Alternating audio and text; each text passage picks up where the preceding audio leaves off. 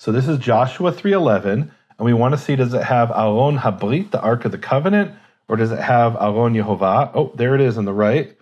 Oh no, that's the second instance. That's a few verses later. Okay, there it is. Vayis'u et Aron Habrit. So it has the Ark of the Covenant, which is what it has pretty much in every manuscript. But originally, the Aleppo Codex, apparently, we think, had Aron Yehovah by mistake or maybe on purpose and was changed. Here it has Aron Habrit. Let's see, which one is it?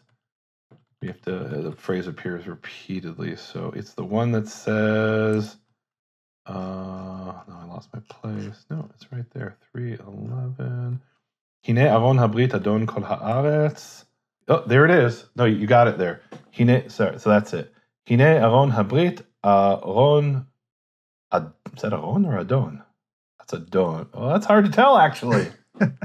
Wow. So the Resh and Dalet are very similar. If you look in the next line, you have the word Yarden, and the Dalet is what we call a chupchik. And the Resh is a little bit more rounded, but that first Resh, that is, wow, they're similar, the Resh and the Dalet.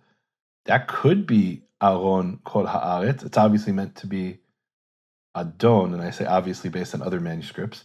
That doesn't mean this scribe intended that. Wow, that's similar. So if you go to the Dalet on Yarden, just below it, can you show them the chupchik? There we go. So chupchik is a little bump, right? That distinguishes the Resh from the Dalet. But just to the right of that letter is a Resh, and boy, they're similar. Wow. Man. So Kennecott has a manuscript where it says Aron Kol Haaretz, the Ark of all the earth. Oh, wow. Yeah, one manuscript he mentions. One of the things about Kennecott is you always need to check to see if it actually is true, and we haven't checked that. So take that with a grain of salt. So yeah, Institute for Hebrew Bible Manuscript Research is doing some exciting things. And we were given permission by the owner of this manuscript,